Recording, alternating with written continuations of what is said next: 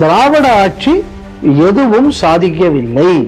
இதுதான் நம்ம நக்சல் புரிஞ்சுக்கணும். இரண்டாவது, அந்த அரசியல் புரிதல் தமிழ்நாட்டுக்கு வரலைங்கிறாரு. இப்ப இதே திமுக இதுல போயாச்சுன்னா வடக்கெல்லாம் அந்த புரிதல் இல்லை, தமிழ்நாட்டுல மட்டும்தான் மக்கள் புட்சாலிகளா இருக்கிறார்கள் பேசுறாரு. இப்ப என்னடான்னா இன்னும் அந்த முதிர்ச்சி வரல அப்படின்னு சொல்றாரு. அப்ப இந்த முதிர்ச்சி வராமல் இருக்கிறதுக்கு காரணம் இப்ப திராவிட சித்தாந்தம் தானே. அவதானே இவ்வளவு வருஷம் ஆட்சி இருந்திருக்காங்க. அதனால இதை நான் எப்படி பாக்குறேன் அப்படின்னு சொன்னா, இப்ப நீங்க அந்த பக்கத்தோட போனா சுத்தி வரணும். இப்ப இதோட போயாச்சுன்னா டைரக்ட் அக்சஸ் வந்துருச்சுன்னா மெயின் ரோட்ல இருந்து அது 2 பங்கு விலை வந்துடும். அதனால இதை நம்ம சாதாரண ஒரு கண்ணோட்டத்தில் இதை பார்க்க முடியாது. இதுல 3 விஷயம் நடந்திருக்கு. ஆனா இதை தொடர்ந்து திமுக காரர்கள் இதை தமிழ்நாடு முழுவதும் செய்து வருகிறார்கள். புதுசு இல்லை, பல இடங்கள்ல நம்ம பார்க்கிறோம். ஜி ஸ்கொயருக்காக வேண்டி என்னென்னலாம் நடந்து வருகிறது. ஜிடி நாயுடு பாலம் எங்க கோயம்புத்தூர்ல, ஏன் அதுக்கு பேர் ஜாய் பேர் வச்சு உவேசா பேர்ல இருந்து எடுத்தாச்சு. அதே மாதிரி ராஜகோபாலாச்சாரியாருங்கிறத மாத்தி புட்டிய, வாவு சிதம்பரம் பிள்ளையில உள்ள பிள்ளைய தூக்கி புட்டிய, மாப்போ சிவஞான கிராமணியார தூக்கி புட்டிய, இதை மட்டும் என் ஜாய் பேர்ல வச்சிருக்கீங்க. அப்ப இந்த மாதிரி ஓட்டுக்காகவும் எந்த ஜாதி அதிகம் இருக்கோ அந்த ஜாதிக்காகவும் சமூக நீதியை மாற்றக்கூடிய ஒரு மாநிலத்துல எப்படி ஹாஸ்டல் ஒழுங்கா நடக்க வாய்ப்பு இருக்கு? பீகார் தேஜஸ்வி ராகுல் உங்களுக்கு துணையாக நாங்கள் இருக்கிறோம், எஸ்ஐஆரை எதிர்த்தே தீர்வோம் அப்படின்னு இங்க இருந்து ஒருத்தர் கிளம்பி போனாரு டோப்பா தலையை வச்சுக்கிட்டு. அவர் அங்க ஏதோ ஒரு யாத்திரை நடத்தினாராம். அந்த யாத்திரையில இவரும் போனாராம், கலந்தாராம், பேசினாராம். என்ன மேட்டர்னா, அந்த எஸ்ஐஆர் இப்ப தமிழ்நாட்டுக்கு வந்துருச்சு. சரி, இப்ப என்ன ஒண்ணு புரியும், பாட்டு அங்க எஸ்ஐஆர் நடத்திட்டு அப்படியே போயிருப்பான். அடுத்த இடத்துக்கு அது பாட்டு வந்திருக்கு, சத்தமே இல்லாம அது போயிருக்கும்.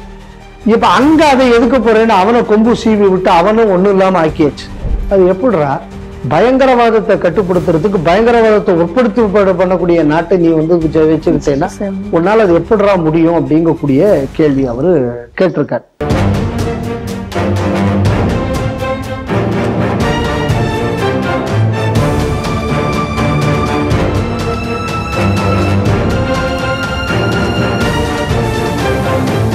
ஸ்ரீ டிவி நேயர்களுக்கு வணக்கம். இன்றைய செய்திகள் சிந்தனைகள் நிகழ்ச்சிக்கு உங்களை வரவேற்கிறோம். இன்றைய செய்திகள்: கை கால் நன்றாக இருப்பவர்களுக்கு எதற்கு இலவசம்? வைரமுத்து. கோவை வெள்ளலூரில் விநாயகர் சிலை இடிப்பு, இந்துக்கள் போராட்டம். 3 ஆண்டுகளில் 51 சமூக நீதி விடுதி மூடல், பேரு வச்சா போதுமா என மாணவர்கள் கேள்வி. நாடு முழுவதும் எஸ்ஐஆர், முதற்கட்டமாக 10 மாநிலங்களில் நடத்த தேர்தல் ஆணையம் முடிவு. பயங்கரவாதிகளையும் பாதிக்கப்பட்டவர்களையும் ஒன்றாக கருதும் ஐநாவிடம் நேர்மை இல்லை, வெளியுறவுத்துறை அமைச்சர் ஜெய்சங்கர். இந்த செய்திகள் குறித்து நாம் திரு பாலகௌதமன் அவர்களுடன் சிந்திக்க இருக்கிறோம். வாருங்கள் நேயர்களே. வணக்கம். வணக்கம் அம்மா. வைரமுத்து ஒரு பத்திரிகையாளர்கள் சந்திப்புல ஒரு சில கேள்விகள் கேட்கிறாங்க. தமிழகம் முன்மாதிரி மாநிலமாக இருந்தும் கூட அரசியல் குறித்து ஒரு சரியான புரிதல் மக்களிடத்துல இல்லையே, அது ஏன் அப்படின்னு சொல்லி ஒரு கேள்வி கேட்கிறாங்க. அந்த கேள்விக்கு வைரமுத்து கமலஹாசன் பாணியில கொஞ்சம் புரியாத மாதிரி கொஞ்சம் தூரம் பேசிட்டு வந்துட்டு அப்புறம் கடைசியா சொல்றாரு, வேலையில்லா திண்டாட்டம் ஒரு காரணம், பொருளாதார சீர்திருத்தம் ஒரு காரணம், இதையெல்லாம் கூட தமிழக அரசு அவங்களுடைய இதுல முன்னெடுக்க வேண்டும், இதனால கூட அரசியல் புரிதல் இல்லாம இருக்காங்க. அதுக்கு முன்னாடி எல்லாம் கேட்கிறாரு, எல்லாம் படிச்சவங்களுக்கு எல்லாம் வேலை கிடைச்சிருச்சா, படித்தவர்கள் எல்லாம் படித்தவர்கள் தானா, எழுத்தறிவித்தவர்கள் என்றால் அவர்கள் அறிவாரிகளா, இந்த மாதிரி நிறைய கேள்வி எல்லாம் அப்படின்லாம் கேட்டுட்டு சொல்றாரு. சொல்லிட்டு அதுக்கப்புறம் கடைசியா சொல்றாரு, இலவசம் மட்டுமே தமிழர்களை முன்னேற்றி விடாது அப்படிங்கிறத நம்ம புரிஞ்சுக்கணும் அப்படி சொல்லிட்டு, இப்ப இலவசம் யாருக்கு கொடுக்கணும்? முதியவர்களுக்கு, நோயாளிகளுக்கு, கைவிடப்பட்டவர்களுக்கு இலவசம் கொடுக்கணும். எனக்கு எதுக்கு இலவசம்? எனக்கு கை கால் நன்றாக தானே இருக்கிறது, நான் உழைக்க முடியாதா, எனக்கு உழைக்க தெரியாதா, நான் உழைச்சு நான் முன்னேற முடியாதா அப்படின்னு சொல்லி அந்த கேள்வியை இன்னைக்கு தமிழர்கள் கேள்வியாக மாறும் பொழுது அப்போ அந்த அரசியல் அப்படிங்கிறது முழுமை பெறும் அப்படின்னு சொல்லிட்டு வைரமுத்து அவர்கள் சொல்லியிருக்கிறார். எம்பி பதவி கமலஹாசனுக்கு போய்விட்டதுங்கக்கூடிய வருத்தம் இருக்கும்னு நினைக்கிறேன். ஏன்னா திருப்பி அவர் எதை சொல்ல வர்றாருன்னா, படிச்சவன்லாம் அவன் படிச்சவன் ஆயிடுவானா? இவெல்லாம் ஆயிடுவானா? இப்போ உலகத்துல இப்ப யாரு புட்சாலி? இவர் மட்டுமே புட்சாலி அப்படின்னு சொல்ல வர்றாரா? நமக்கு தெரியாது. அடுத்தது என்ன அப்படின்னு சொன்னோம்னா, இதெல்லாம் மாறினால்தான் உண்மைக்குமான மாற்றம் வரும். இப்ப அதிக இலவசத்தை நாங்கள் தான் அறிவித்தோம், இலவசத்தை அறிவித்தே ஆட்சிக்கு வந்தது திமுக. அதனால திமுக இலவசத்தை கைவிடவில்லை அப்படின்னு என்ன அர்த்தம்? தமிழ்நாட்டை மீண்டும் மீண்டும் முட்டாள்களின் கூட்டமாக திமுக மாத்தி வருகிறதுன்னு அவர் சொல்றார். அப்படிதானே அர்த்தம்? அதனால இப்ப இந்த ராஜ்யசபா சீட்டு இவருக்கு கொடுத்திருந்தா இன்னைக்கு இந்த பிரச்சனை வந்திருக்காதுன்னு நினைக்கிறேன் நான். அதனால இவர் இப்படி சொல்லாரா என்னங்கிறது நமக்கு தெரியல. ரெண்டாவது கோணத்திலையும் நம்ம இது பார்க்கணும். என்ன அப்படின்னு சொன்னா, இலவசம் கொடுத்தால் நல்லா இருக்கிறவங்க ஏன் இலவசத்தை வாங்கணும்? இது அப்ப அதுக்கு இன்னொரு பின்னணி கூட இருக்கலாம்.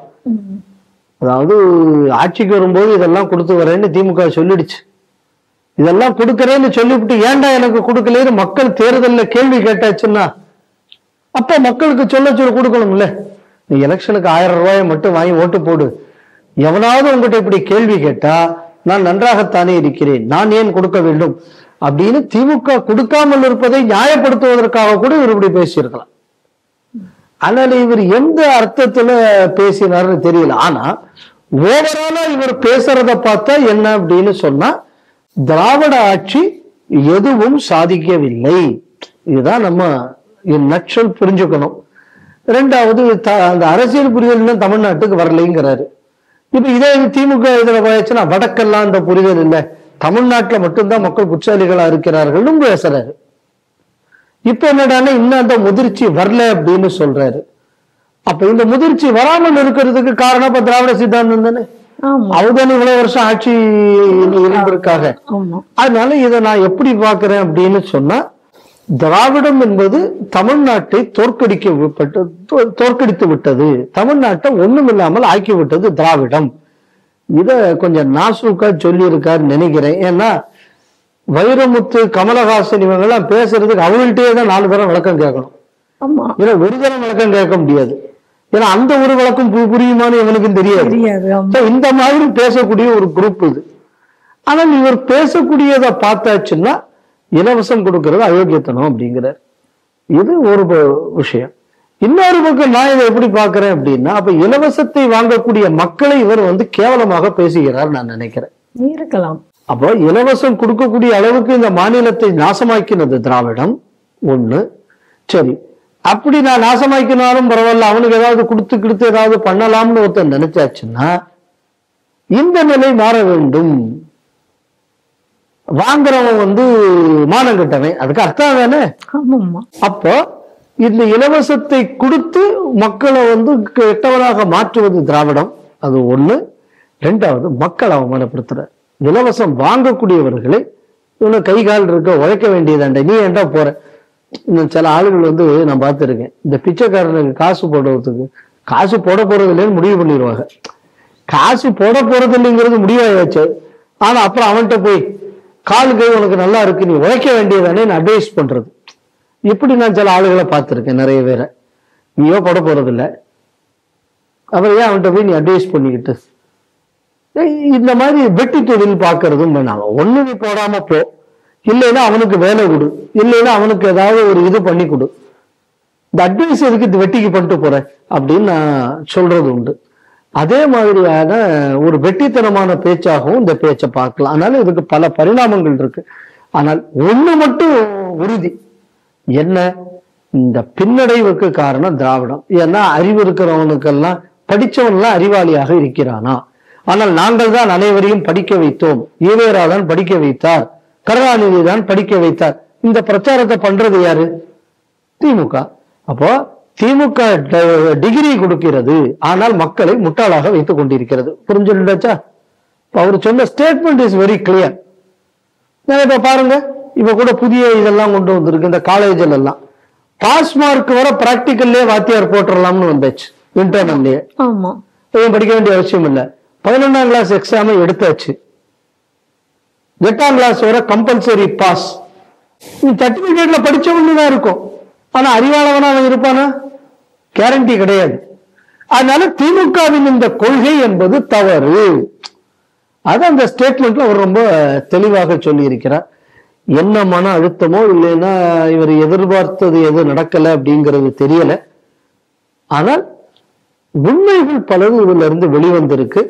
உண்மைகளை சொன்ன வைரமுத்துக்கு நன்றி. நாளைக்கு கருணாநிதி ஸ்டாலின் நாளைக்கு இன்னொரு மேடை போட்டு கொடுத்தா இதையே அப்படி மாத்தி பேசி இன்னொரு கவிதையும் சொல்லுவார். அதனால இது என்னன்னா கவிதைக்கு பொய்யழகு அப்படின்னு இவர் தான் பாட்டு எழுதினார். ஆனால் கவிதைக்கு பொய் அழகு இல்லை, புனைவு தான் கவிதைக்கு அழகு. பொய் சொல்றதுக்கு கவிதை கிடையாது, புனைவு. கவிஞனுக்கு பொய்யழகு. ஏன்னா அவர் கவிஞர்னு சொல்லிக்கிறாரு, கவி பேரரசுன்னு வேற சொல்லிக்கிறாரு. அவருக்கு பொய்யழகு. அதனால அவர் நாளைக்கு தலைகீழ பார்த்து பேசும்போது இதுக்கு இன்னொரு விளக்கமும் கொடுப்பார். அதனால இன்னித்த நாடகம், அதாவது ஒவ்வொரு ஊர்ல, நம்ம ஊர்ல தான் இந்த மண்டபப்படி நடத்துவாங்க திருவிழா. 10 நாள் 10 பேருக்கு கூத்து, பாட்டு, கரகாட்டம், வில்லுப்பாட்டு அப்படின்னு ஒவ்வொரு நாள் நம்ம ஒவ்வொரு கலை வைப்போம் இல்லையா? அந்த மாதிரி இது எலெக்ஷனுக்கு முன்னாடி நடக்கக்கூடியது. இன்னித்த கலைஞர் அவர். இன்னைக்கு அவர் பங்குக்கு அவர் படம் பேப்பர்ல வந்தாச்சு. இனி அடுத்தது இன்னொரு இடத்துல போய் கூத்து கட்டுவார், அவ்வளவுதான். கோவை மாவட்டம் சுந்தராபுரம் பகுதியில் மதுக்கரை இடத்துல அங்கிருந்த ஒரு விநாயகர் கோவிலை இன்னைக்கு அதை இடித்து தகர்த்திருக்கிறார்கள். மாநகராட்சி அந்த வேலையை செய்திருக்கிறது. இந்த இடத்துலனா மதுக்கரைக்கு பக்கத்துல VSM கார்டன் அப்படிங்கக்கூடிய ஒரு கேட்டட் கம்யூனிட்டி ஒன்று கட்டுவதற்காக ஒரு இடத்தை வளைத்து போட்டிருக்கிறார்கள். அதை சுற்றி ஒரு காம்பவுண்டு சுற்றுச்சுவர் கட்டியிருக்காங்க. அதற்கு உள்ள ஒரு விநாயகர் கோவில் இருந்திருக்கிறது. அந்த விநாயகர் கோவிலை மக்கள் வழிபட்டு கொண்டிருந்த ஒரு கோவில். அந்த கோவிலை ஏற்கனவே இடிக்கணும் அப்படின்னு சொல்லி கோவை மாநகராட்சி அப்பொழுதே சொன்ன பொழுது அந்த பகுதியில் இருந்த மக்கள் உயர்நீதிமன்றத்தை நாடி இருக்கிறார்கள். நீதிமன்றம் அப்பொழுதைக்கு அவர்களை நீங்க இந்த விஷயத்தை கோவை மாநகராட்சியும் பொதுமக்களும் தலைமை செயலகத்துல வச்சு அதை பேசி தீர்த்து கொள்ளலாம், அது வரைக்கும் இதை இடிக்கக்கூடாது என்பது போல உயர்நீதிமன்றம் சொல்லியிருக்கார்கள். கோவை மாநகராட்சியினர் இந்த கோவிலை இடிக்க வரும்பொழுது இதையெல்லாம் பொதுமக்கள் அவர்களிடம் சொல்லியிருக்காங்க. ஏற்கனவே நோட்டீஸ் கொடுக்கப்பட்டிருக்கிறது, இதெல்லாம் இருக்கு அப்படின்னு சொல்லிட்டு. ஆனா அது எதையும் அவர்கள் காதில் வாங்கி கொள்ளாமல் அங்க அந்த பகுதியினுடைய 22வது வார்டு திமுக செயலாளர் திராவிட பாபு அப்படிங்கிறவருடைய கம்ப்ளைண்ட் பேர்ல இன்னைக்கு அந்த கோவிலை எடுத்திருக்கிறார்கள். இதற்கு பின்னணியாக என்ன சொல்றாங்க அப்படின்னு சொன்னா, இந்த திராவிட பாபு அப்படிங்கிறவர் இந்த கோவிலுக்கு பின்னாடி உள்ள ஒரு நிலத்தை அந்த இடத்தை வாங்கியிருப்பதாகவும், அதற்கு இப்படியிலிருந்து இந்த கோவில் வழியாக வழி வைத்தால் அந்த நிலம் நல்ல விலைக்கு செல்லும் என்றும், அதை சுற்றி இருக்க வழி வைத்தால் அதுக்கு நிலத்துக்கு விலை போகாது என்பதால் அவர் இதை யாரு சொல்லியும் கேட்காமல் செய்கிறார். இதற்கு கோவை மாநகராட்சி அதிகாரிகளும் இதற்கு உடந்தையாக இருந்ததாகவும் கூறப்படுகிறது. முதல்ல இது என்ன அப்படின்னு சொன்னா கண்டெம்ட் ஆஃப் கோர்ட். ஏன்னா கோர்ட் என்ன சொல்லியிருக்கு, நீங்க 2 பேரும் அதை பேசி தீர்க்கணும், அது வர இடிக்க கூடாது அப்படின்னு. அப்படின்னா என்ன பண்ணிருக்கணும், நீங்க பேசி தீர்த்ததுக்கு அப்புறம் இதை கோர்ட்ல நீங்க ரிப்போர்ட் பண்ணிருக்கணும் இல்லையா? ஆமா. அந்த மாதிரி இதுல எதுவும் நடக்கல. தலைமைச் செயலகமும் என்ன சொல்லிருக்காங்க, 2 பக்கத்துக்கும் நாங்க இது அனுப்புறோம், ஆமா நோட்டீஸ் அனுப்புறோம்னு சொல்லியிருக்காங்க. அது எதுவும் இல்லாமல் நடந்திருக்கு. முதல்ல இது என்ன அப்படின்னா, நீதிமன்றம் ஒரு விஷயத்தை சொல்லி அதை மீறி இடிக்கப்பட்டிருக்கிறது. முதல்ல இது கண்டெம்ட் ஆஃப் கோர்ட். அடுத்தது இதை நம்ம எதை பார்க்கணும் அப்படின்னு சொன்னா, கோவில் இடிக்கப்பட்டிருக்கிறது. அப்ப இந்த கோவில் கூடியது நீங்க இடிச்சாச்சு அப்படின்னா இன்னைக்கு திமுக ஆட்சியில் அவர்கள் பெரியவர்கள். ஏன்னா இப்படிதான் ஒரு மெசேஜ் இந்த திமுக கட்சி பல காலமாக கொடுத்து வருகிறது. சோ முதல்ல உள்ளது சட்டவிரோதம், அடுத்தது ஹிந்து விரோத முகத்தையும் திமுக காணிச்சிருச்சு. 3வது என்ன அப்படின்னு சொன்னா கட்சியின் சுயநலம். ஏற்கனவே இந்த மாதிரி ஒரு பிரச்சனை நம்ம மெட்ராஸ்ல இந்த பள்ளிக்கரணை ஏரியோ வேளச்சேரி ஏரியோ, அந்த ஏரிக்கு நடுவுல அதுக்கு பின்னாடி ஒரு திமுக காரருக்குள்ள கட்டடத்துக்காக வேண்டி நடுவுல ரோடு போட்டிருந்தாங்க. ஒரு பிரச்சனை வந்திருந்து, ஒரு நீர்வழி, ஒரு நீர்நிலை, நீர்நிலைகள்ல எப்படியா நீ நடுவுல ரோடு போட்டு எப்படிடா பண்ண போறேன்னு பிரச்சனை வந்த உடனே, இல்ல இது டெம்பரரி ரோடு, அங்க போறதுக்கு தான் நாங்க போட்டிருக்கோம்னு சமாளித்தார்கள். அன்னைக்கு இந்த பிரச்சனையை நம்ம மக்கள்கிட்ட கொண்டு போகாம இருந்திருந்தாச்சுன்னா இது இன்னைக்கு அந்த பின்னாடி இருக்கிற திமுக காரருக்கு ஒரு அப்ரோச் ரோடா இருக்கும். அந்த இடத்துக்கு இப்ப இருக்கிறதையும் கூட ஒரு 3 பங்கு விலையும் போயிடும். சரி, இது ஏற்கனவே திமுக காரர்கள் பல ஊர்ல செய்யக்கூடிய வேலையை இன்னைக்கு அவர் செய்திருக்கார். பேர்லயே ரொம்ப தெளிவா இருக்கு, திராவிட பாபுன்னு. திராவிடம்னா திருடுன்னு அர்த்தம் இல்லையா? Literally to translate. இவங்க வந்ததுக்கு அப்புறம், இதுக்கு முன்னாடி திரவீபூத குணத்தை முன்வைத்து வந்தது திராவிடம்பாங்க. இப்ப திராவிடம் அப்படின்னா திருட்டில் இருந்து வந்தது திராவிடம் அப்படின்னு சொல்லி ஈவேரா டிக்ஷனரியில அப்படித்தான் அதுக்கு அர்த்தம் புதுசா மாற்றப்பட்டு விட்டது. அதனால எதை கவனிக்கணும் அப்படின்னு சொன்னா இது ஏற்கனவே இதுங்க நடந்திருக்கு. இப்ப அத சேம் திங் இன்னைக்கு வந்து கோயம்புத்தூர்ல ஒரு அட்டம். இப்ப நீங்க அந்த பக்கத்தோட போனா சுத்தி வரணும். இப்ப இதோட போயாச்சுன்னா டைரக்ட் அக்சஸ் வந்துச்சுன்னா மெயின் ரோட்ல இருந்து அது 2 பங்கு விலை வந்துடும். அதனால இதை நம்ம சாதாரண ஒரு கண்ணோட்டத்தில் இதை பார்க்க முடியாது. இதுல 3 விஷயம் நடந்திருக்கு. ஆனா இதை தொடர்ந்து திமுக காரர்கள் இதை தமிழ்நாடு முழுவதும் செய்து வருகிறார்கள். புதுசு இல்லை. பல இடங்கள்ல நம்ம பார்க்கிறோம். G2க்காக வேண்டி என்னென்னலாம் நடந்து வருகிறது நம்ம பார்த்துக்கிட்டு தான் இருக்கோம். அது மட்டும் இல்லாம கோவில் நிலத்தை பட்டா போடலாம். கொஞ்ச காலமா நீங்க யோசிச்சு பாருங்க இவங்க போடக்கூடியது. அதே மாதிரி ரிசர்வ் ஃபாரஸ்டுக்குள்ள 1 கிலோமீட்டர் மைன் பண்ணிக்கோ, ஆக்கிரமிப்பு நில அபகரிப்பு, அதே மாதிரி கனிம கொள்ளை, இது எல்லாத்திலையும் யாரு அப்படின்னு சொன்னா திமுகவுக்கு நிகர் யாரும் இருக்க முடியாது. அதுக்கு ஒரு காரணம் இருக்கு. இப்ப திமுக எவனும் அண்ணாதுரை பேரையே சொல்றது கிடையாது. ஏதோ கருணாநிதி தான் திமுகன்னு தான் இப்ப சொல்லிக்கிட்டு இருக்காரு. முதல்ல அந்த அண்ணாதுரை ஆட்சிக்கு வந்தது எம்ஜிஆர்னால, திமுகவோட சாமர்த்தியத்துல வரல. அன்னைக்கு எம்ஜிஆருக்காக வேண்டி விசில் அடிச்சவர்கள்லாம் இன்னைக்கு இப்போ திமுகவுக்கு ஓட்டு போட்டாங்க.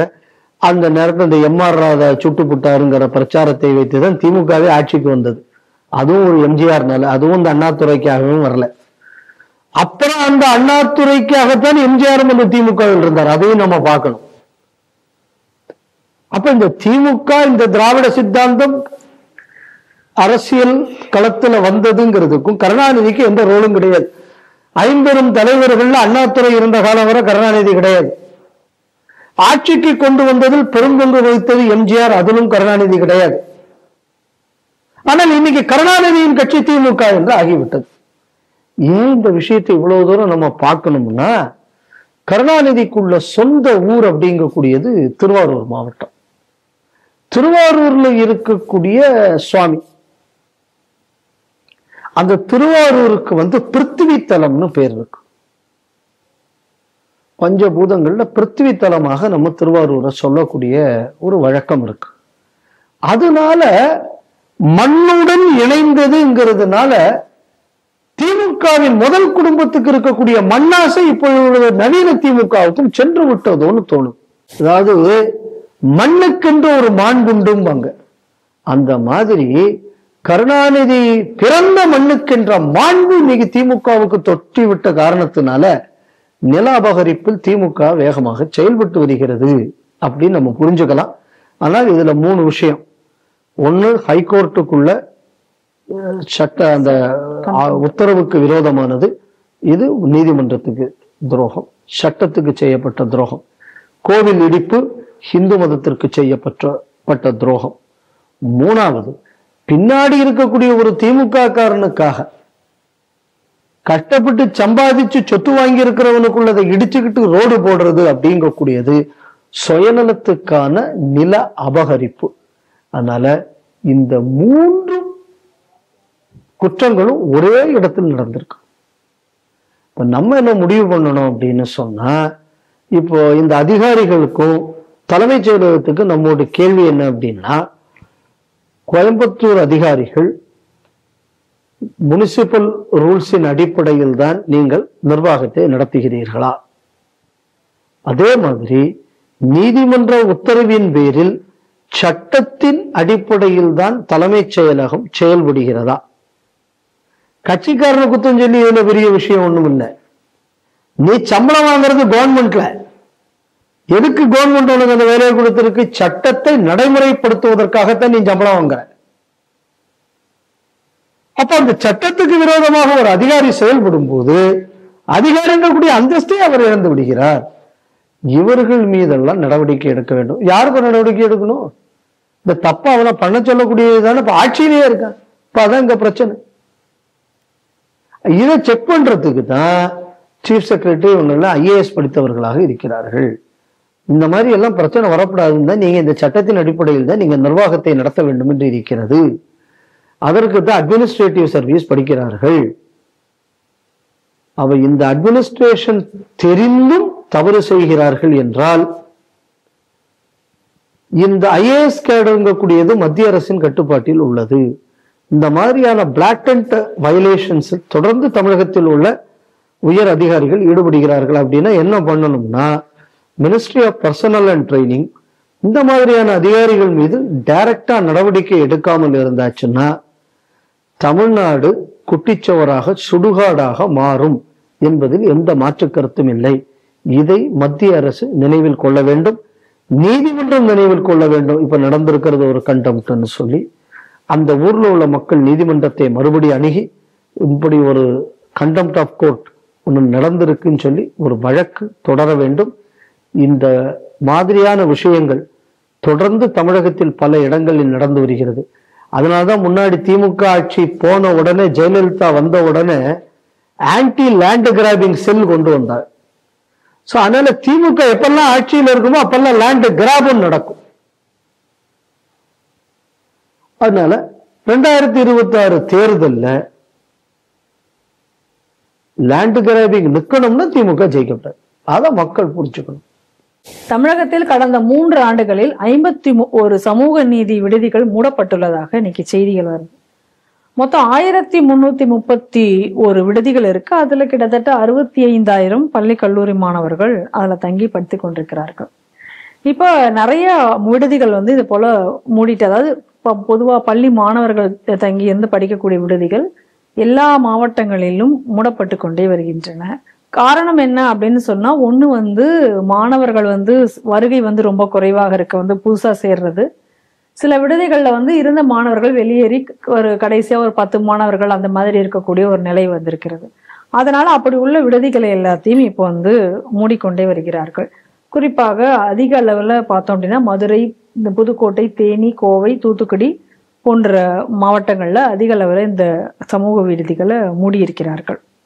இப்ப அது குறித்து அதாவது அதுக்கு என்ன காரணமாக சொல்லப்படுகிறது அப்படின்னு சொன்னா, விடுதியில உணவு, சுகாதாரம் உள்ளிட்டவைகள் சரிவர இல்லை, அதனால அதுல பிரச்சனைகள் இருக்கிறதுனால மாணவர்கள் குறைவாக இருக்கிறது அப்படின்னு சொல்றாங்க. ஆனா இன்னொரு பக்கம் என்ன சொல்றாங்க, அரசாங்கம் அதற்காக நிறைய நடவடிக்கை இருக்கு. அதாவது இந்த உணவு விடுதி எல்லா மாணவர்களுக்கும் ஒரே மாதிரி காமன் உணவு இது வைத்த பிறகும் கூட இந்த பிரச்சனை வருது அப்படின்னு ஒண்ணு சொல்லியிருக்காங்க. அதை தவிர என்ன சொல்லியிருக்காங்க அப்படின்னு சொன்னா, இப்போ அதை குறித்த அதிகாரிகளிடம் கேட்கும் பொழுது அவங்க சொல்றாங்க, இப்ப கல்லூரி மாணவிகளுக்கு இந்த நிறைய விடுதிகள் தேவை இருக்கிறது, அதனால இப்ப இந்த விடுதிகளை எல்லாம் நாங்கள் கல்லூரி மாணவிகள் விடுதியாக மாற்றப் போகிறோம், அது இப்ப மூடி இருக்கிறதெல்லாம் இன்னும் கொஞ்ச நாள் எல்லாத்தையும் திறந்துருவோம் அப்படின்னு ஒரு பதில சொல்லியிருக்காங்க. சமீபத்தில் ஒரு வேடிக்கையான பேச்சு ஒண்ணு கேட்டேன். ஈவேரா வெற்றி பெற்று விட்டார் அப்படின்னு சொல்லி யாரு பேசுனதுன்னா கனிமொழி பேசிச்சு. அந்த அம்மா என்ன அப்படின்னு சொன்னா, வேற நாட்டுல எல்லாம் போயாச்சுன்னா, தமிழ்நாட்டை தவிர வேற மாநிலங்கள்லாம் போனோம்னா அவங்க பேர் பின்னாடி அவர்களது ஜாதி இருக்கும், ஆனால் தமிழகத்தில் மட்டும் நாம் அதை பார்க்க முடியாது, இது ஈவேராவின் வெற்றின்னு. வேற ஊர்ல பேருக்கு பின்னாடி ஜாதி பேர் இருக்கிற ஊர்ல இந்த மாதிரி ஒரு அவலம் நடக்கல, தமிழ்நாட்டுலதான் அந்த அவலம் நடக்குது. பேரை நீ மாத்துனதுனால நீ என்னத்தை சாதிச்சிட்ட? சமூக நீதி விடுதி, இதுதான் தமிழ்நாட்டுல திராவிடம் கொண்டு வந்த சமூக நீதி. அடுத்தது ஜிடி நாயுடு பாலம் எங்க கோயம்புத்தூர்ல, ஏன் அதுக்கு பேர் ஜாய் பேர் வச்சு உவேசா பேர்ல எடுத்தாச்சு. அதே மாதிரி ராஜகோபாலாச்சாரியாருங்கிறத மாத்தி புட்டிய, வாவு சிதம்பரம் பிள்ளையில உள்ள பிள்ளைய தூக்கி புட்டிய, மாப்போ சிவஞான கிராமணியார்ல கிராமணியார தூக்கி புட்டிய, இதை மட்டும் என் ஜாய் பேர்ல வச்சிருக்கிய. அப்ப இந்த மாதிரி ஓட்டுக்காகவும் எந்த ஜாதி அதிகம் இருக்கோ அந்த ஜாதிக்காகவும் சமூக நீதியை மாற்றக்கூடிய ஒரு மாநிலத்துல எப்படி ஹாஸ்டல் ஒழுங்கா நடக்க வாய்ப்பு இருக்கு? பல ஹாஸ்டல்ல ஜாதி கலவரங்கள் நடந்திருக்கு, நம்ம தொடர்ந்து பார்த்துக்கிட்டு இருக்கோம் செய்தி, நம்ம பல செய்திகள் அந்த மாதிரி வந்தாச்சு. பின்னாடி இருக்கிற ஜாதி பேரை அழிக்க போறேன், அவனுக்குள்ள பேர்ல இருக்கிற ஜாதியை மாத்த போறேன். நீங்க என்னத்தை சாதிச்சீங்க? தமிழ்நாட்டுல ஜாதி கலவரம் கூடியிருக்கு, தமிழ்நாட்டுல ஜாதி வேற்றுமை கூடியிருக்கிறது. காரணம் என்ன அப்படின்னா, இந்த மாதிரி அதுல மாத்துறேன் இதுல மாத்துறேன். ஆனா உண்மைக்கு நீங்க செய்ய வேண்டியது என்னன்னா, எல்லாரும் மனதையும் ஒன்றுபடுத்துவதற்கான வேலை செய்யணும். அது அவ்வளவு செய்யறது ஜாதி அரசியல். யோசிச்சு பாருங்க, திராவிட ஆட்சி வர்றதுக்கு முன்னாடி இவ்வளவு ஜாதி கட்சி இருந்ததா? இவ்வளவு ஜாதி சங்க கூட்டங்கள்னு சொல்லி அவன் மாநாடு நடத்திக்கிட்டு நடந்தானா? நடந்ததா தமிழ்நாட்டுல? எல்லாம் நீங்க வந்ததுக்கு அப்புறம் தானே இந்த பிரச்சனையே ஆரம்பிச்சது. அதுக்கு மேல எல்லாவனும் ஜாதி பேர் வச்சிருந்தான், ஜாதி வாரியா கோயில் வச்சுக்கிட்டு இருந்தான், ஜாதிக்கு ஜாதி வெட்டிக்கிட்டு சேர்த்தானா? இந்திய வரலாற்றிலேயே இந்த நாட்டுக்கு அந்த நாட்டுக்கு இடையில் சண்டை, அந்த நாட்டுக்கு இந்த நாட்டுக்கு இடையில சண்டை அப்படின்னு நடக்கும். சேரனுக்கும் சோழனுக்கும் நடக்கும், சோழனுக்கும் பாண்டியனுக்கும் நடக்கும், சாளுக்கியனுக்கும் ஜெயனுக்கு இடையில நடக்கும், அவனுக்கு இவனுக்கு இடையில நடக்கும், மேவாருக்கும் அவனுக்கு இடையில நடக்கும், டெல்லிக்கு இவனுக்கு இடையில எல்லாம் நடக்கும். எங்கேயாவது இந்த ஜாதிக்கு அந்த ஜாதிக்கு இடையில சண்டைன்னு எங்கேயாவது இந்த நாட்டுல நடந்திருக்கா? இல்ல. எங்கேயாவது நடந்ததா? இல்ல. இந்த நாட்டோட வரலாற்றுலயே அப்படி இல்லை. ஆனா நாங்க ஜாதியை ஒழிக்க போறோம்னு எப்போ ஒரு கூட்டம் கிளம்பிச்சோ அப்பதான் ஜாதி சண்டை ஆரம்பிச்சது. அப்ப இது இந்த அரசு ஒரு தோல்வி என்று ஏற்றுக்கொண்டால்தான் இதை திருத்துவதற்கான முயற்சி நடக்கும்.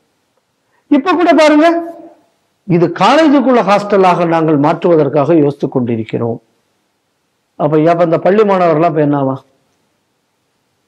கேள்வி வருது இல்ல? அப்ப நீங்க ஆரம்பத்துல பள்ளி மாணவர்களுக்குன்னு ஆரம்பிச்சீங்களே, ஏன் இந்த பிரச்சனை வருகிறது சொல்ல முடியுமா? அப்புறம் எதுக்கு இதுக்கு சமூக நீதி ஹாஸ்டல் எல்லாம் பேரு? அல்ல, எதை கவனிக்கணும், ஜாதி பிரச்சனையை தீர்ப்பதற்காக எல்லாரும் காமனா சாப்பிடுறதுக்கு வச்சாகணும். அப்ப இவ்வளவு நாள் அது வேறையா தானே இருந்திருக்கு. அப்ப இந்த லட்சணத்துல இங்க ஜாதி இல்லைன்னு சொல்லி கனிமொழி எதுக்கு பேசணும்? எதுக்கு பேசணும்? சரி, எல்லாத்துக்கும் ஒன்னா திறந்து வச்சப்புறமும் யாருமே வரலையா? அப்ப நான் ஜாதி தப்புன்னு நான் ஒரு நாளும் சொன்னது கிடையாது. ஜாதியை வைத்து வேற்றுமை பாராட்டக்கூடாதுன்னு தான் நான் சொல்லிக்கிட்டு இருக்கேன். ஜாதி தீண்டாமைக்கு வழிவகுக்க கூடாது, ஜாதி இன்ஃபீரியாரிட்டி சுப்பீரியாரிட்டி ஏற்படுத்தக்கூடாது, இதெல்லாம் ரொம்ப தெளிவா இருக்கு. அதுக்குன்னு ஜாதிய தப்புன்னு நான் சொல்றது கிடையாது. ஏன்னா பண்பாடு, தொழில், பழக்க வழக்கங்கள், மொழி, இது எல்லாத்தையும் காப்பாற்றி வந்த சிஸ்டம் ஜாதி சிஸ்டம். ஆனால் அதை அரசியலாக்கும் போதுதான் பிரச்சனை வரும். மொழி நல்லதுதான், ஆனா மொழியை அரசியலாக்கும் போதுதான் அது பிரச்சனையாகுது. மதம் நல்லதுதான், மதத்தை வைத்து அரசியலாக்கும் போதுதான் அது பிரச்சனையாகுது. ஜாதி நல்லது, ஆனா ஜாதியை வைத்து அரசியலாக்கும் போது அது கெட்டதல் ஆகிறது. இன்னைக்கு திராவிடம் என்பது ஜாதியை தமிழகத்தில் அரசியலாக்கி இருக்கிறதுங்கிறதுக்கு இதையும் கூட ஒரு தெள்ளத்தெளிவான ஒரு உதாரணம் வேற எதுவும் இருக்க முடியாது. மாணவர்கள் மனதிலேயே இந்த மாதிரியான ஒரு சிந்தனை இருக்கு அப்படின்னு சொன்னா வருங்கால தமிழகம் எவ்வளவு மோசமாக இருக்கும் என்பதற்கு ஒரு இண்டிகேட்டர். முன்னாடி என்ன சொன்னா, வயசானவெல்லாம் போயாச்சுன்னா இந்த ஜாதி பிரச்சனை எல்லாம் போயிடும், இளைய சமுதாயம் முழுக்க நாங்க தான் திராவிடத்துலதான் அப்படியே பொறிச்சு ஊன்றி வந்திருக்குன்னா, அந்த சமுதாயங்கள் இருக்கும்போது இம்புட்டு பிரச்சனை இல்லடா, இது அம்புட்டும் திராவிடத்துல ஊர்னது தானே. அது இப்ப பள்ளிக்கூடத்துல படிக்கிற பசங்க எல்லாமே 67க்கு அப்புறம் தானே பிறந்திருக்கணும். இவங்க அப்பவே 67க்கு அப்புறம் தானே அநேகமா பிறந்திருக்க முடியும். ஏன்னா பள்ளிக்கூடத்துல படிக்கிறவன்னு என்ன 18 வயசுக்கு கீழே, 18 வயசுன்னா இவங்களுக்கு கல்யாணம் ஆகிறது ஒரு 20 வயசு போனா 38-40 வயசு. அப்ப திராவிடம் வந்தாச்சு தமிழ்நாட்டுல. அப்ப திராவிடம் வரத்துக்கு முன்னாடி இருந்த அப்பாக்கள்லாம் குழந்தைகளை இவ்வளவு பெரிய ஜாதி வெறியர்களாக வளர்க்கவில்லை. அப்போ திராவிட சூழல் தான் ஜாதி வெறுப்பை வளர்த்திருக்கிறது. அதனாலதானே இந்த பஞ்சாயத்து. கண்டிப்பாக. அப்போ நீ பேரை எடுக்கிறதுனால அந்த பிரச்சனை தீருதா? இல்ல, கூடத்தான் செய்யுது. ஜாதி ஜாதி நீ 50 நேரத்துல பேசிக்கிட்டு ஜாதி சங்கத்தை வச்சு நீ அரசியல் நடத்தக்கூடியதுனால என்ன ஆகி போச்சு அப்படின்னு சொன்னா, ஜாதி அரசியல் நடத்தினாத்தான் இன்னைக்கு அரசியல் நிற்க முடியும் அப்படிங்கக்கூடிய ஒரு எண்ணப்போக்கை தமிழகத்தில் வளர விட்டு ஜாதி ஒழிப்பு என்பதை பயன்படுத்தி ஜாதி அரசியல் செய்யக்கூடிய ஒரு ஈனத்தனமான ஒரு அரசியலின் ஒரு அசிங்கமான வெளிப்பாடு இன்னைக்கு நடந்திருக்கு. மாணவர்களால சேர்ந்து ஒரு இடத்துல இருக்க முடியாது. அவ பள்ளிக்கூடத்தில் உங்களால சமத்துவத்தை ஏற்படுத்த முடியவில்லை. ஜோய் அருண் அவர் தான் முன்னாடி கல்வி திட்டம் எல்லாம் பண்ணார். இப்ப மைனாரிட்டி கமிஷனுக்குள்ள டெபுட்டி சேர்மனா இருக்கார். நான் என் மிஷனரி ஐடியாவெல்லாம் நான் புகுத்திட்டேன்னாரு. அப்ப அந்த கல்வி திட்டம் இந்த பாகுபாடை ஏற்படுத்தி இருக்கிறது. அப்ப இதுக்கு ஜோயரன் இப்ப பொறுப்பெடுக்கணும்ல. நான் தான் பெரிய மாற்றத்தையே கல்வி திட்டத்துல கொண்டு வந்தேன், அவர் தான் வீடியோ பேசினாரு. இப்ப அந்த கல்வி திட்டத்துல வந்த பயில்கள்லாம் எப்படி இல்ல இருக்க, அப்ப இதுக்கு ஜோயரன் பொறுப்பெடுக்கணும்ல. அதனால தமிழகம் எந்த அளவு ஒரு பிற்போக்கான மாநிலம் என்பது இது காட்டுது. இப்ப முதல் செய்தியில நீங்க ஒண்ணு சொன்னீங்க, நம்ம அவரு அந்த வியாபார கவிஞர் வைரமுத்துக்குள்ள ஒரு செய்தி சொன்னீங்க, தமிழகம் எப்போ உருப்படும், கைகால் இருக்கும்போது நான் உழைச்சு முன்னேறணும் நினைத்தால் தமிழகம் உருப்படும், படிச்சவன் எல்லாம் புத்திசாலியா இல்ல. இது எல்லாத்துக்கும் காரணம் இந்த திராவிடம். ஏன்னா படிப்பிலும் ஜாதி அரசியல் செய்தவர். இன்னைக்கு என்ன நாயிருக்கு திராவிட ஆட்சியில அப்படின்னு சொன்னா, ஒரு குழந்தை முதல் கட்டையில போறவன் வர இன்னைக்கு ஒருத்தனை ஒருத்தன் விரோதமாக பார்க்கக்கூடிய ஒரு மனப்பான்மையை தமிழகத்தில் வளர்த்தி விட்டது என்பதையும் கூட மாணவர்கள் மத்தியிலும் தொடர்ந்து வளர்த்தி வருகிறது. இதுதான் அதோட இண்டிகேட்டராக நான் இதை பார்க்கிறேன்.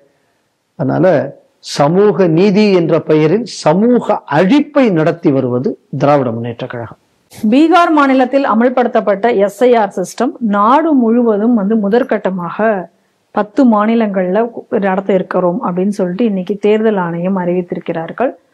அதுல முதல் கட்டமாக அவங்க எடுத்துக்கொண்டிருக்கக்கூடிய மாநிலங்கள் எதுன்னு பார்த்தா அதுல தமிழகமும் இருக்கிறது. அஸ்ஸாம், தமிழகம், புதுச்சேரி, கேரளா, வெஸ்ட் பெங்கால். ஏன்னா இம்மிடியேட்டா எலெக்ஷன் வரப்போகக்கூடிய மாநிலங்கள்ல முதல்ல அதை செய்வோம் அப்படின்னு இப்ப அறிவித்திருக்காங்க. இன்னும் சில நாள்கள்ல தொடங்குவதாகவும் தேதி மட்டும் பின்னர் அறிவிக்கப்படும் அப்படிங்கிற மாதிரியும் தெரிவித்திருக்கிறார்கள். எனக்கு சினிமா பார்க்குற பழக்கம் அதிகம் கிடையாது, ஆனா நான் சின்ன காமெடி மட்டும் அப்பப்ப பார்க்கறது உண்டு. அந்த சினிமா பேர் என்னன்னு அந்த வடிவேலு உள்ள ஒரு காமெடி, வாடா என் தெருவுக்கு வா நான் உன்னை பாத்துக்கிறேன். அவன் சொன்னான் நான் தெருவுக்கு வந்துருவான், வாடா என் வீட்டுக்கு வா நான் உன்னை அங்க வந்து பாத்துக்கிறேன் அப்படிமா. அவன் வீட்டுக்கு வந்தவொடனே படார அவன் காலில் போய் விழுந்துருவான். அது என்ன சினிமான்னு தெரியல, பாக்குறவங்க அதை புரிஞ்சுங்க. பீகார்ல SIR வந்த உடனே பீகார் தேஜஸ்வி ராகுல் உங்களுக்கு துணையாக நாங்கள் இருக்கிறோம், SIR எதிர்த்தே தீர்வோம் அப்படின்னு இங்க இருந்து ஒருத்தர் கிளம்பி போனாரு டோப்பா தலையை வச்சுக்கிட்டு. அவர் அங்க ஏதோ ஒரு யாத்திரை நடத்தினாராம், அந்த யாத்திரையில இவரும் போனாராம், கலந்தாராம், பேசினாராம். என்ன மேட்டர்னா அந்த SIR இப்ப தமிழ்நாட்டுக்கு வந்துருச்சு. சரி இப்ப என்ன ஒண்ணு புரிய, அவன் பாட்டு அங்க SIR நடத்திட்டு அப்படியே போயிருப்பான். அடுத்த இடத்துக்கு அது பாட்டு வந்திருக்கு, சத்தமே இல்லாம அது போயிருக்கும். இப்ப அங்க அதை எதுக்க போறேன்னு அவனை கொம்பு சீவி விட்டு அவனும் ஒண்ணும் இல்லாம ஆக்கியாச்சு. இப்ப அந்த SIR இப்ப இங்க வந்தாச்சு. இப்ப என்ன பண்ணும், எலக்ஷன் கமிஷன் காலில் தான் நீ விழுந்துடணும். இந்த மாதிரியான வடிவேலு மாதிரியான சில காமெடி பீஸுகள் எல்லாம் வச்சு ஒரு மாநில ஆட்சி நடக்கணும், அது நம்ம ஆட்சி தான். எதை கவனிக்கணும் அப்படின்னு சொன்னா, பல போலி வாக்காளர்கள் நீக்கப்பட்டிருக்கிறார்கள் அந்த ரிவிஷன்ல. இன்னைக்கு அதே மாதிரி அந்த இன்டென்சிவ் ரிவிஷன் இப்ப தமிழகம், கேரளா, பெங்கால் இந்த மாதிரியான மாநிலங்கள்ல நடக்க போகுது. இதுக்கு எந்த அளவுக்கு ஒத்துழைப்பு என்பதை சமூகம் கொடுக்க வேண்டும்ங்கக்கூடியது இதுல ஒரு கேள்விக்குறியாக உள்ள ஒரு விஷயமாக நான் பார்க்கிறேன். ஏன்னா அங்கெல்லாம்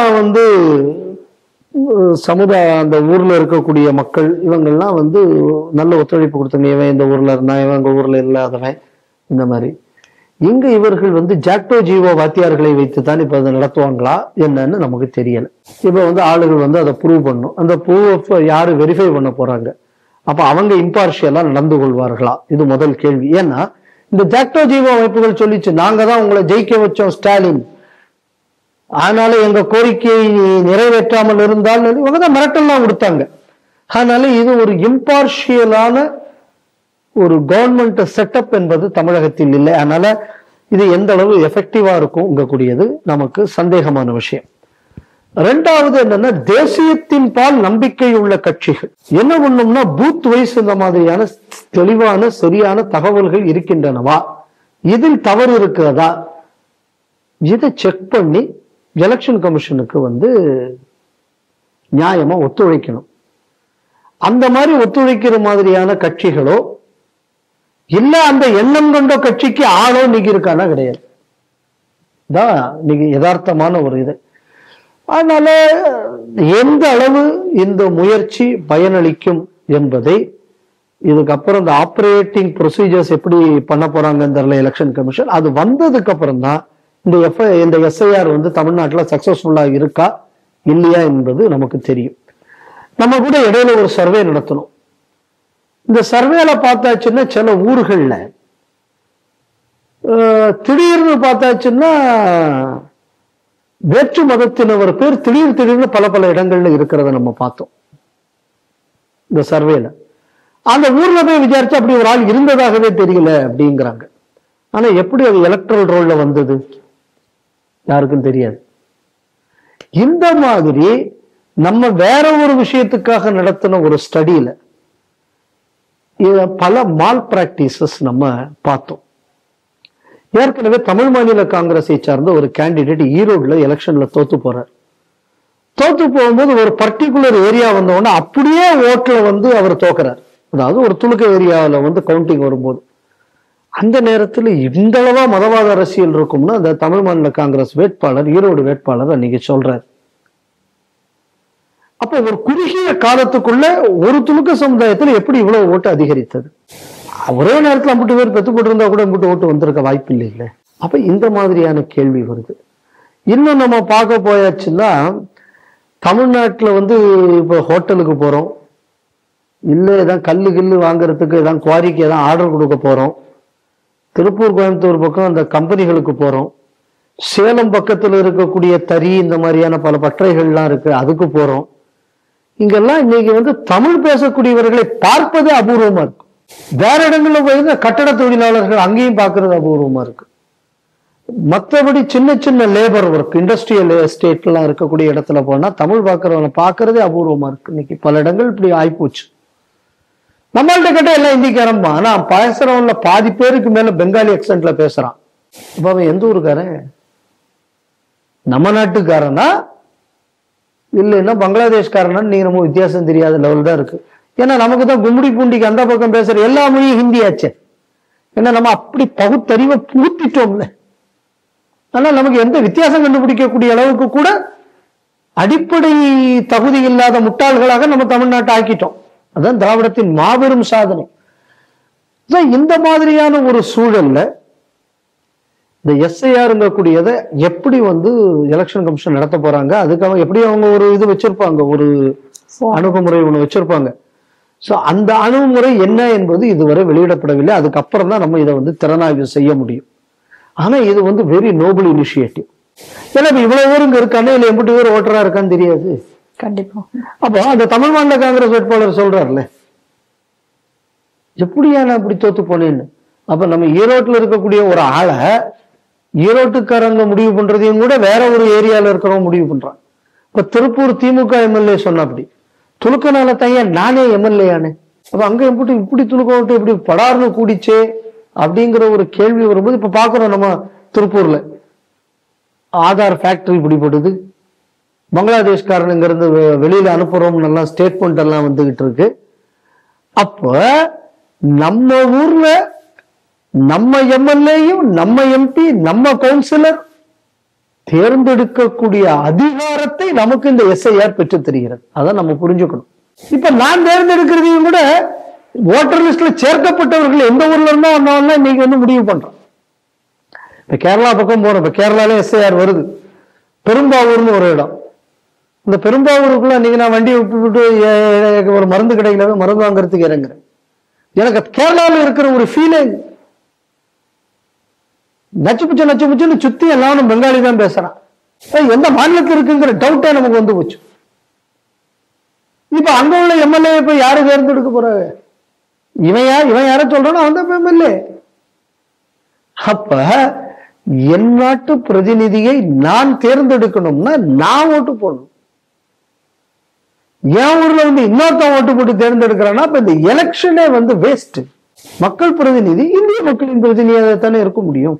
சோ இன்னைக்கு இந்த விஷயங்களை எல்லாம் சரிபார்க்கிறதுக்கு எஸ்ஐஆர்ல இருக்கு. அது மட்டும் இல்லாம பலருக்கு பல இடங்கள்ல ஓட்டிருக்கும். இதெல்லாம் கூட இந்த எஸ்ஐஆர் வந்து நமக்கு கட்டுப்படுத்தும். அதனால எஸ்ஐஆர் வந்து திருப்பி நான் சொல்றேன், அது இம்ப்ளிமெண்டேஷன் கூடியது இன்னும் தமிழ்நாட்டை பொறுத்தளவு நான் ஏற்கனவே சொன்ன ஃபேக்டர்ஸ் படி ஒரு கொஸ்டினபிள் திங். இதையெல்லாம் கருத்தில் கொண்டு இந்த எஸ்ஐஆருக்கான மோடஸ் ஆபரண்டிய எலெக்ஷன் கமிஷன் வகுக்க வேண்டும்.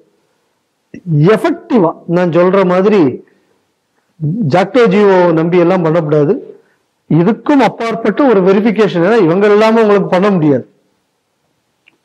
ஏன்னா உங்களுக்கு 236 தொகுதிக்கு எங்க போய் ஸ்டாஃப் போட, இவங்களை வச்சா பண்ணும். ஆனால் தவறில்லாமல் அது நடப்பதற்கு என்னென்னலாம் செக்ஸ் அண்ட் பேலன்சஸ் இருக்கோ இது எல்லாத்தையுமே தேர்தல் கமிஷன், குறிப்பாக தமிழகத்திலும் கேரளாவிலும் ரொம்ப ஸ்ட்ரிக்டா நடைமுறைப்படுத்தியாச்சுன்னாதான் நியாயமான மக்கள் பிரதிநிதிகள் தேர்வு என்பது நடக்கும். ஏன்னா இப்ப 2 கான்ஸ்டிடுவன்சி நமக்கு தெரிஞ்சு டிக்ளேர்டு பை த கேண்டிடேட்ஸ். ஒன்னும் ஒரு லூசிங் கேண்டிடேட் ஈரோடுல, இன்னொன்னு வின்னிங் கேண்டிடேட் திருப்பூர்ல.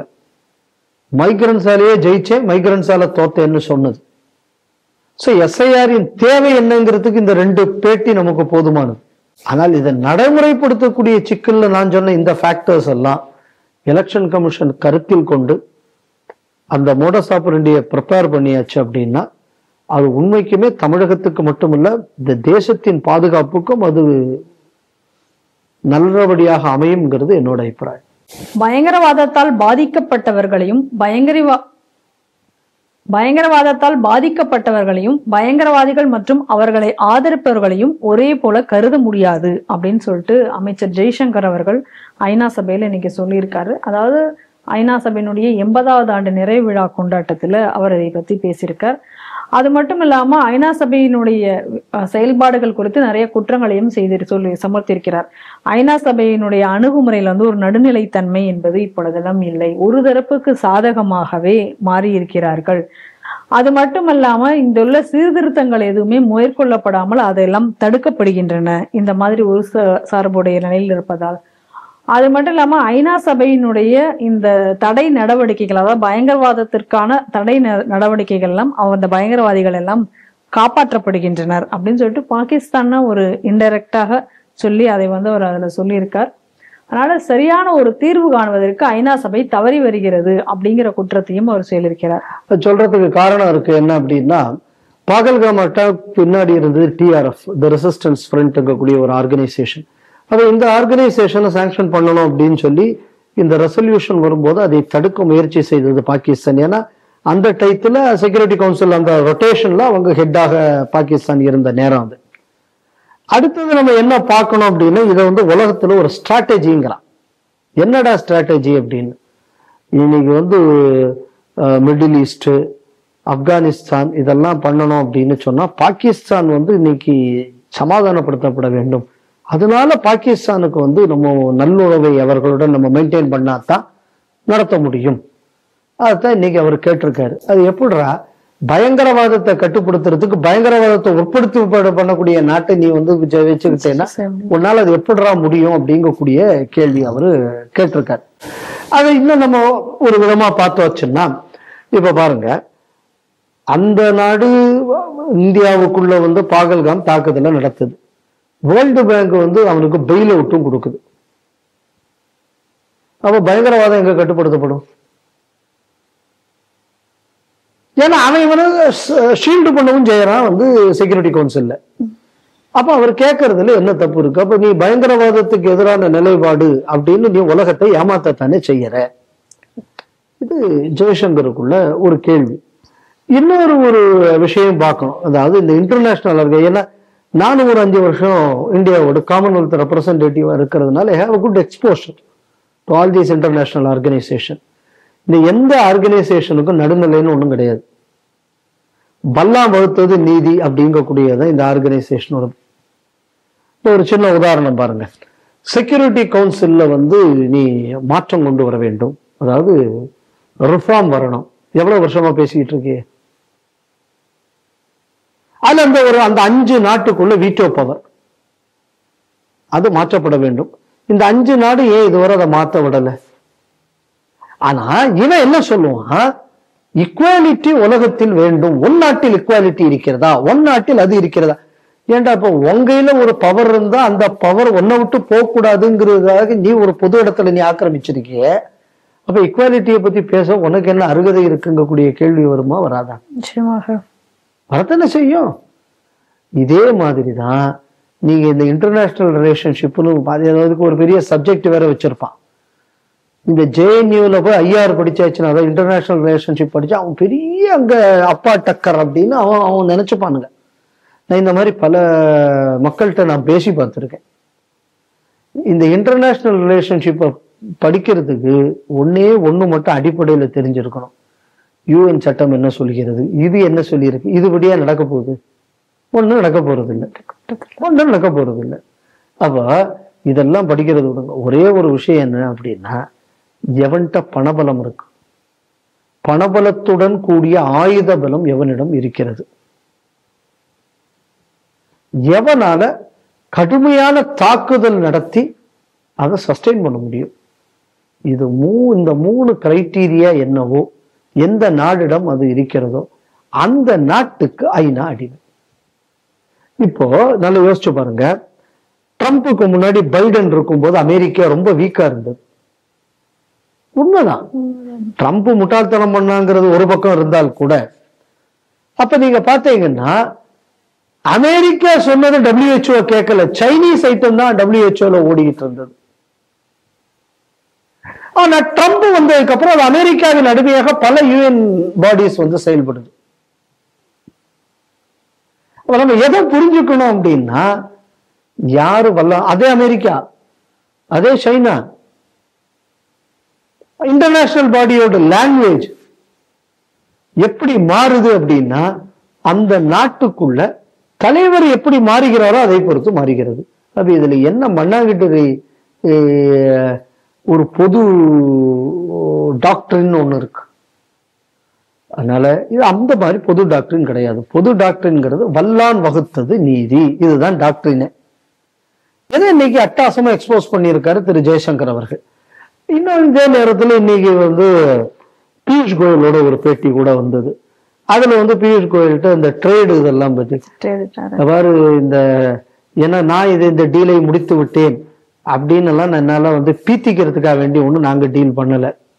ஒரு லாங் டேர்ம் விஷன், இந்த லாங் டேர்ம் விஷனை மையப்படுத்தி தான் எந்த ட்ரேட் டீலும் இந்தியா போகும்.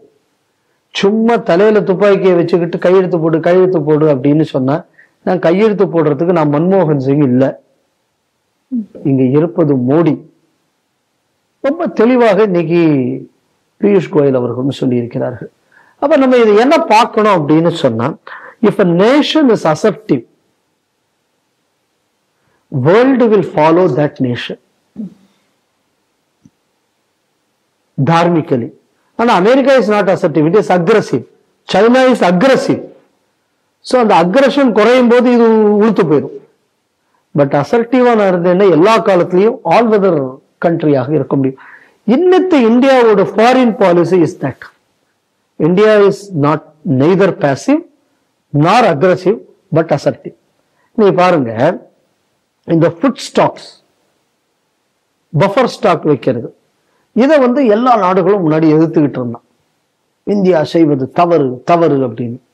இப்ப நீங்க பாத்தீங்கன்னா ஜெர்மனி போன்ற நாடுகள்லாம் இந்தியா மாதிரி நம்மளும் பஃபர் ஸ்டாக் வைக்க வேண்டும் ஃபுட்டுல. ஏன் இதுக்கு முன்னாடி உள்ளவங்கலாம் எதிர்த்தான்னா, முன்னாடி இந்த ஃபுட்டுங்கக்கூடியது ஒரு மேஜர் பிசினஸ், கமாடிட்டி ட்ரேடிங், அது ஒரு பெரிய தொழிலாக இருந்தது. அதனால நீங்க எங்கே நீ இந்த மாதிரி ஃபுட் எல்லாம் ஸ்டாக் பண்ணக்கூடாது. ஏன்னா மார்க்கெட்டு தான் நிர்ணயிக்கணும் அதோட விலையை. இந்த மார்க்கெட் யார் நிர்ணயிப்பா? இந்த மாதிரி ஒரு 10 வெளிநாட்டு கம்பெனி நிர்ணயிப்பான். அப்ப இந்த 10 கம்பெனிகளுக்காகத்தான் இந்த WTO ரெக்கமெண்டேஷன்ஸ், இவனுக்கு எதை இவன் செட் பண்றதுதான் பெஞ்ச் மார்க். அதை வச்சு அதை பேஸ் பண்ணி தான் கவர்னன்ஸ் வரும். இப்ப கவர்னன்ட்னா என்ன அப்படின்னா, 2 நாட்டுக்கு இடையில போடக்கூடிய ஒப்பந்தத்துக்கு ட்ரீட்டின்னு பேர், பல நாடுகள் போடக்கூடியதுக்கு கவர்னன்ட்னு பேர். ஸோ இந்த கவர்னன்ஸ் எல்லாம் எப்படின்னா, இந்த மாதிரியான முக்கியமான கம்பெனி 20-30 பேர், அந்த 20-30 கம்பெனி யாராக இருக்கும் அப்படின்னு பார்த்தோம்னா, இந்த மாதிரியான சூப்பர் பவருக்குள்ளதாக இருக்கும். இந்த மாதிரியான சூப்பர் பவர்களை பின்னாடி இருந்து இயக்குபவர்கள் ரோமாபுரியில இருந்தோ இல்லைன்னா செங்கோட்டைகளில் இருந்தோ இவர்கள். அது செங்கோட்டைன்னா நம்ம ரெட் ஃபோர்ட்டை சொல்லல, அதாவது இடதுசாரி அந்த காலத்து ரஷ்யாவோ இல்லைன்னா கம்யூனிஸ்டோ, இந்த மாதிரியான கூட்டங்கள்ல இருந்ததை இந்த மாதிரி கம்பெனி ஆபரேட் பண்றது. அப்ப இவனுங்க செட் பண்ணக்கூடிய ஒரு ஃப்ரேம் ஒர்க் தான் உலகத்தின் ஃப்ரேம் ஒர்க். இந்த ஃப்ரேம்வொர்க் எப்படி இருக்கும்? அந்த பயல்களுக்குள்ள இன்ட்ரெஸ்ட சாட்டிஸ்ஃபை பண்ற மாதிரி உலக நாட்டுல எல்லா நாடுகளும் இருக்க வேண்டும். இப்படிதான் அதை செட் பண்றது. இந்த மாதிரியான ஒரு செட்டிங்க இன்னைக்கு ஜெய்சங்கர் தெளிவாக இன்னைக்கு சொல்லி இருக்கிறார். நீ ஒரு ரோலையே நீ பிளே பண்ணலையா? நீ எதுக்கு செக்யூரிட்டி கவுன்சில் வச்சிருக்க? நீ ஒரு பயங்கரவாதத்தை ஆதரிக்கிறவனை கொண்டு நீ இன்னைக்கு அவனோட ஒன்னாக நீ இருன்னு சொல்றியே, எப்படி முடியும்? ஆக்கு நீ என்ன சொல்ற? Strategically Pakistan is needed. யாருக்கு? பயங்கரவாதம் எல்லாருக்கும் ஒண்ணு. அமெரிக்காவுக்கு நீடடுங்கிறதுக்காக நான் ஏன் கஷ்டத்தை அனுபவிக்கணும்? வேற நாடுகள் ஏன் பாகிஸ்தானே இதனாலதானே கஷ்டத்தை அனுபவிக்குது? பயங்கரவாத தாக்குதல்ல அதிகமான மக்கள் செத்து போன நாடு பாகிஸ்தான். யாருடானா ஒரு பயங்கரவாத அமைப்பு இன்னொரு பயங்கரவாத அமைப்பு கொல்லுது. இதான பாகிஸ்தான்ல நடந்துகிட்டு இருக்கு. அப்ப இன்ட்ரெஸ்டுக்காக உலகம் ஏன் அவஸ்தைப்பட வேண்டும்? இப்படி ஒரு ஐநா என்பது இந்த உலகத்துக்கு தேவையா? இதுதான் இந்த கேள்வியோட சாராம்சம். இன்னும் இதுக்கு முன்னாடியே பல முறை மோடி அவர்கள் ஒருக்க பேசும்போதும் யூஎன்ல ரிஃபார்ம்ஸ் தேவை என்பதை பேசியிருக்கிறார். இவர் இதுக்கு முன்னாடி பல விஷயங்கள்ல UN is becoming immaterial to world ஆர்டருங்கிற மாதிரியான இது ஏற்கனவே அவருக்கு ஜெய்சங்கர் இந்த மாதிரி பேசி இருக்கிறார். அதனால ரிலவன்ஸே இல்லாத இன்டர்நேஷனல் ஆர்கனைசேஷன். அது மட்டும் இல்லாமல் ஒரு சில நாடுகளுக்காக உலகத்தை காவு வாங்கக்கூடிய அமைப்பாக ஐநா சபை மாறிவிட்டது. இந்த இடத்துல இந்தியா பண்ண ஒரு தவறையும் நான் சுட்டி காட்டணும்னு நான் நினைக்கிறேன். இந்த வேக்சினுக்கான ஒரு கூட்டமைப்பு இருக்கு, அதுல இப்ப இந்தியா கையெழுத்திட்டு இருக்கு. இது கண்டிக்கப்பட வேண்டிய விஷயமாக நான் பார்க்கிறேன்.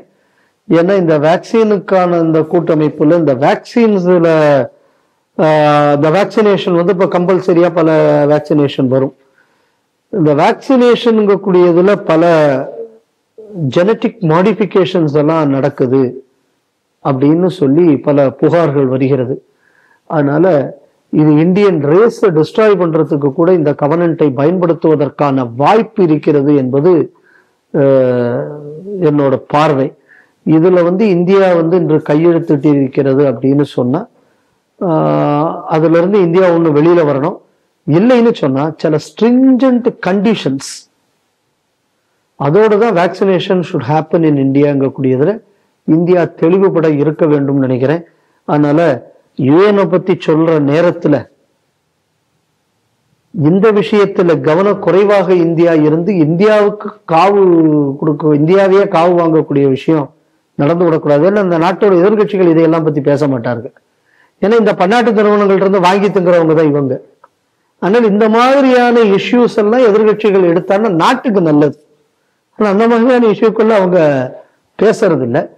ஆளுங்கட்சியும் இந்த விஷயத்துல கொஞ்சம் சரியில்லைங்கக்கூடியதான் அந்த வேக்சின் ட்ரீட்டில். இது என்னோட தனிப்பட்ட அபிப்பிராயம். அதனால இந்தியா இன்னைக்கு யுஎன் எந்த அளவு ஒரு அப்சலீட் ஆர்கனைசேஷன் அப்படிங்கக்கூடியதை யுஎன்லயே அவர் போய் சொல்லி இருக்கிறார்.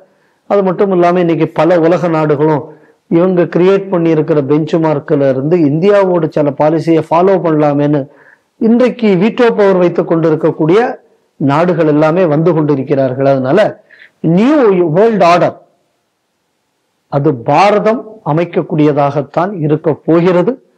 பாரதம் அமைக்கக்கூடியதாக இருந்தாச்சுன்னா அது நியாயமானதாக இருக்கும். அதனால நான் முதல்லயே நான் ஆரம்பிச்சேன். ஒன்னு பாசிவ், இன்னொன்னு அக்ரசிவ், இன்னொன்னு அசர்டிவ்.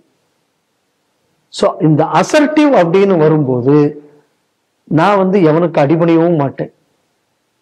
அதே நேரத்துல இன்னொருத்தனை நான் அடிமையாக்கவும் மாட்டேன். பணிவின் உச்சமாகவும் இருக்க மாட்டேன், திமிரின் உச்சமாகவும் இருக்க மாட்டேன். அந்த ஒரு ஸ்டாண்ட் உலகத்தை எல்லா நாடுகளும் அந்த மாதிரி வரணும் அப்படிங்கக்கூடிய ஒரு முன்னெடுப்பை இந்தியா எடுத்திருக்கிறது. அதன் ஒரு அங்கமாக இந்த பேச்சை நான் பார்க்கிறேன். நன்றி சார். வணக்கம். இன்றைய செய்திகள் சிந்தனைகள் நிகழ்ச்சி இத்துடன் நிறைவு பெறுகிறது. மீண்டும் நாளை சந்திப்போம். நன்றி, வணக்கம், ஜெய் ஹிந்த்.